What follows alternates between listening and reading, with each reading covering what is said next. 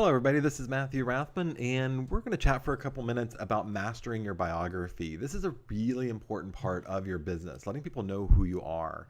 And it's important for your followers, the tribe you're creating, your readers, your potential clients and customers, to get to know you a little bit. We know that about 69% of consumers are going to Google you before they make an election to work with you or not. Even those who know you personally still may be checking you out online to see who you are and what you're all about, and are you really going to be the professional that can work with them?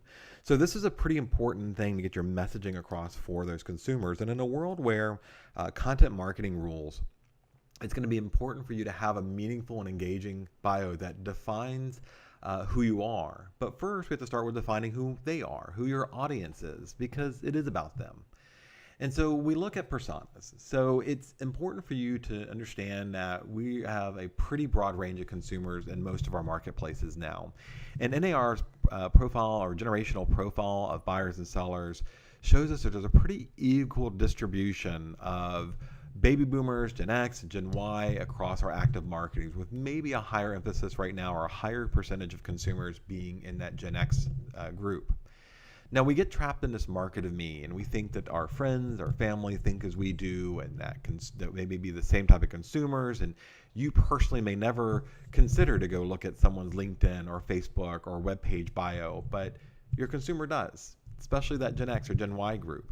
And so if I'm going to be focused on creating content that matters to them, I need to know who they are. So one of the things that I'll challenge you to do first, before you even really start writing your bio, is to go to resources like NAR, RPR, the Realtor Property Resource, or your local market statistics, whatever they may be, and find out who that consumer is. And then sketch out just one or two lines about who you think they are. So for example, if I read that in my marketplace, the average consumer makes $78,000 a year, has a 2-year college degree, 2.1 children or 2.5 children, and are married, and are average of 40 years old or 38 years old, I'm going to write out, just so I have it visually there and in my mind, that a little story. So this persona could be that Jacob and Jezebel are married with their 2.3 children who go to public school, and they've been working for a long time. Both of them have careers, and Jacob travels an hour to work, and it's time for them to sell their home. That is going to give me a pretty good image of who they are, so that I can write towards them, that I can create content that would be meaningful towards them and perhaps not be all over the place. One of the biggest mistakes I think most agents make is that they try really hard to create content or marketing materials that span all the generations in the consumer sphere, and that's just not a very effective approach. You may have to create 3 different bios eventually, or 3 different marketing centered groups, or better yet, just define who your consumer is and target just them. So know who your audience is, write a little persona on them so that you know who you're writing to. The second thing we want to talk about in that world is finding the time to actually focus on writing. Far too often, I think the agent, whether they're newly transferred to a firm or they're brand new to the business, are sitting at their desk with a manager standing over top of them saying, hey, I really need a bio to get your web page up and running, or your profile online up and running. And we sit down and just haphazardly write something about ourselves just to get it done. This is a very ineffective approach. It's not going to be impactful to your reader. It's going to come across exactly as it is, and that is thrown together with the intent to fill in the blanks. So it's much better to find time that is good for you to go write. And for me personally, I have 2 environments that I like very much in which I write. The first one could be a coffee shop. I don't know what it is, but I like the energy of people moving about, and I like sitting in the corner in a coffee shop, maybe your earbuds on, listen to music, and it frees my mind a little bit to write. Or the second one, maybe early in the mornings with the fire crackling in the fireplace and the dog sitting nearby, when it's just the still of the house is conducive to thinking and focusing on one thing. And that may be the perfect time for you to just start scribbling out an outline about who you are, why it's important to them, and when they read it, what they're going to need to gain from it. Your reader needs to enjoy reading about you. It can't be the same old thing. So if you go online and look, and over a decade of teaching, I've engaged many agents. I've looked online at their profiles before I go into a certain marketplace to teach, or as a broker, I've read countless profiles, and most of them are very flat and very boring, or they're the opposite extreme, and I feel like it's a Tinder account and they're trying to find a date. It needs to be something that I will connect with. And if you read most bios, you can put your finger over the top of the name of the person writing it, and it sounds like every other realtor. And that's absolutely the last thing you want to do, is not be unique. You need to have some connection with your reader in a meaningful way that sets you apart from others.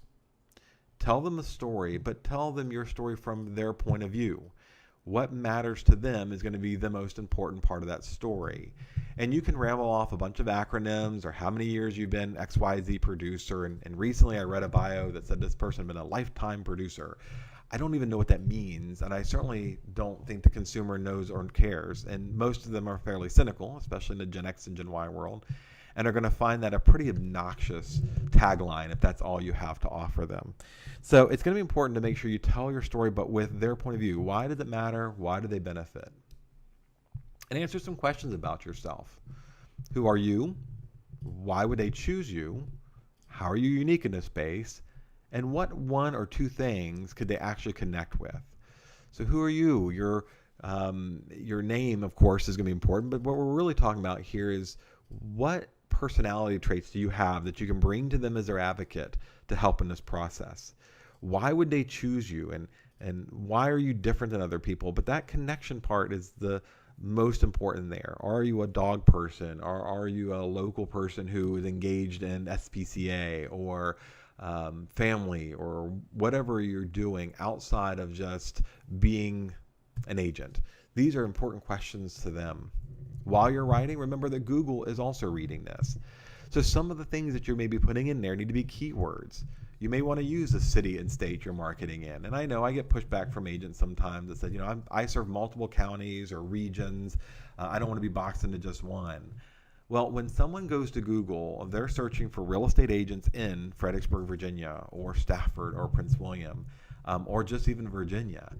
But that's so broad that you may get lost in that search index. So writing is not only answering the questions we've just asked, it's also going to be important to put those keywords. Your name should be in there, the city and state, the company you're with, the type of properties that you service, the word real estate, or a phrase real estate rather, or word buyer or seller, should all be implemented into your biography to ensure that people who are searching can find you. You're going to need 3 bios, essentially. You're going to need 1 social bio. These are short 1-sentence or 2-sentence descriptions of who you are for Facebook or Twitter or Snapchat or whatever online resource you have or profile. Another will be a short bio. This is generally 1 paragraph, and this 1 paragraph will be used for the profile on your company page or franchise site, or maybe even on Realtor.com or Zillow. And then your full bio. This is a much lengthier story about who you are and who you are to your clients that is going to be used on your webpage. And don't worry about being too expansive here. Just make sure you break it up well, and we'll talk about that in a minute. But make sure you have your story written out. I recommend that you start with the full bio. Write the long one first, and then summarize to a short bio of 1 paragraph, and then take that 1 paragraph and abbreviate it even more down to your social bio. You're going to want to get a Word document or Evernote or somewhere where you can save these, because you're probably going to copy and paste them to many different platforms. So this is an example of a social profile. Here's my 1 sentence. You notice I use my name there. I have hashtag FXBG is for our hometown, the hashtag for our hometown. You can see Fredericksburg, Virginia is part of that description, so I didn't need to implement it here. And I just want to do something that's engaging and quickly can be scanned. The short bio is basically, as I said, in 1 paragraph. This may be used for certain web pages or profiles across the internet. And then your full bio may answer a lot more questions. Your philosophy about them, who you work with, testimonials from past clients, what you do outside of real estate.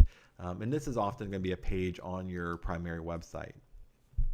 So here's again the recommendation. Write the long version first, summarize your long version into 1 paragraph, and that 1 paragraph then into 1 sentence. One of my favorite authors on the topic of writing is Anne Hanley, and she has 12 steps. So in those 12 steps, the first one is going to be to set a goal. Who's your target? Remember we talked about the persona earlier. So I chose a 38-year-old husband and wife with two and a half children. The children go to a local public school. They have a dog named Pixel. They have $78,000 a year. He commutes, and that's my goal, is to reach those folks and convert them into potential clients. I'm going to reframe that goal and make sure that I answer questions they care about and only write a thing about what the client cares about. I am not going to write something that's just simply self-aggrandizing or that tells promotes me. There's a way to do promotion and tell a story without sounding as if you're a third party simply bragging on yourself. And in that regard, I'm going to be unlike most of the other speakers out there, and I'm going to say write in the first person. I know that traditionally business writing and these profiles you're coached to write in the third person. But the reality is no one reading that, none of your buyers or sellers, no other broker or agent believe that you're so successful that you have a writer following you around throughout the day, figuring out who you are and writing your story for you. No one believes that. They know that you're writing about yourself. So earlier I mentioned to make sure your name is in your bio. So now you're questioning, if I'm writing the first person, how does that happen? Very simply, start off your bio with, "Hi, my name is Matthew Rathbun." And of course, hopefully you'll insert your own name and not mine, but that first line is very important. Remember, Google indexes pretty much the first two sentences of your biography or your bio. So make sure you put your name in there, but again, introduce yourself and then continue to write in the first person. Have a conversation with the consumer who's reading your bio. So make sure you've reframed it and then seek out data. If you're going to use testimonials, make sure they're legit and current and they're relative to what the reader's looking for. If you're going to talk about the marketplace, have the correct information or statistics. If you're going to tell anecdotal stories about yourself, scribble them out first before you start writing the full draft, and make sure that they're relevant to what you're writing. Then organize your thoughts. Do a quick outline of the 5 things that you want to make sure important and what flows well, what makes the most sense about this. And then write to one person. Write as if you're having a conversation. Focus on, get that image of that persona of that 38-year-old wife who at 11 o'clock at night, while realizing they need to sell their home, what is she reading? What's going to connect to her or him as they peruse your bio? And then produce your ugly draft. This is my favorite part of Anne's 12-step outline here. Just write. Don't be so focused on spelling or grammar or punctuation. Just go freely write what you think is important, and then walk away, maybe overnight, maybe a whole day, and then come back and start to clean it up. And here's what you're going to do. You're going to realize that after you've done the ugly draft and you've walked away and you come back, there's a lot of stuff in there that wasn't necessary or wasn't relevant or frankly just went off the rail from your original messaging. And you're going to restructure, and this is where you're going to apply your grammar and punctuation to make sure spelling is correct and the right formation of the word and syntax of that is put together in a way that's well read by your consumer. Then you're going to add your headlines. Every second paragraph or so should have a break in it and a headline to tell the person what they're reading next is important to them. And then do your bio cap. What they need to know, what one line or 5 words even at the top of that bio is actually going to tell them what they're going to be reading next and who you are. Then have someone else edit it. I don't know about you, but I can easily read somebody else's writing and find tons of mistakes in it. But I find it harder to do when it's my own writing. And then after we have someone else edit it, we're going to do one final look. Is this really what I want to post? Did the person editing it really capture my feeling, my voice in there? Or did they take it and strip it out and put their own in? I need to go back and tweak that to make sure that editing is done for grammar issues and spelling issues and not tone and voice. After that final look, then we're going to hit publish. Then we're going to distribute it and give it to everyone that we need to. Before I even give it to the editor, one of the apps that I would recommend trying out, it's free, it's very easy, and it's very good. It's called the Hemingway app. You copy and paste your text into this app, and it's going to tell you what recommendations for spelling or punctuation that you need.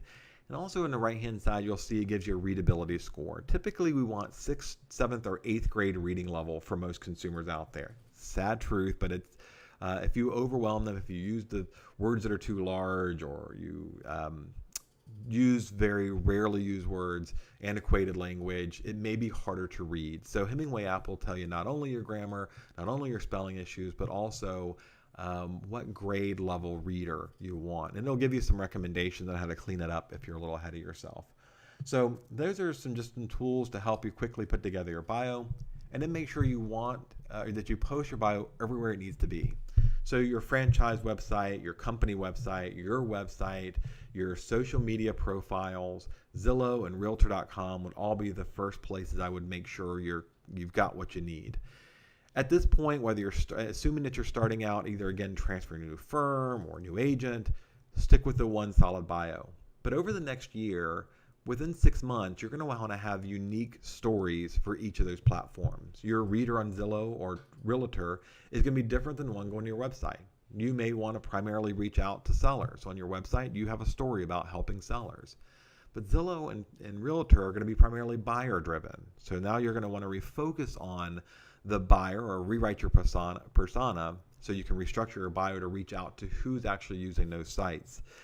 And you do want them a little bit different so that Google doesn't start to see them as the same thing, and it may index them differently and add them in different places. That's a little bit more advanced, and that's something you can grow into.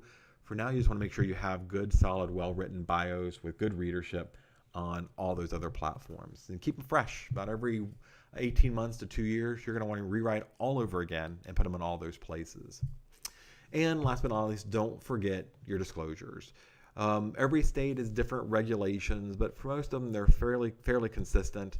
The one consistent across the country is for realtors, you need to have 4 elements. 1, your name. Your name is your license at your real estate commission. 2, you need to disclose that you are a realtor. 3, the city and state of the office you report to. And number 4, all states in which you hold an active license. Those 4 things should be at the end of every bio, or at least on the page on which you've written your bio, to make sure you're in compliance. So if you have any questions, as always, you can reach out to me. Here's my contact information. Hopefully this has been helpful for you, and I appreciate you listening.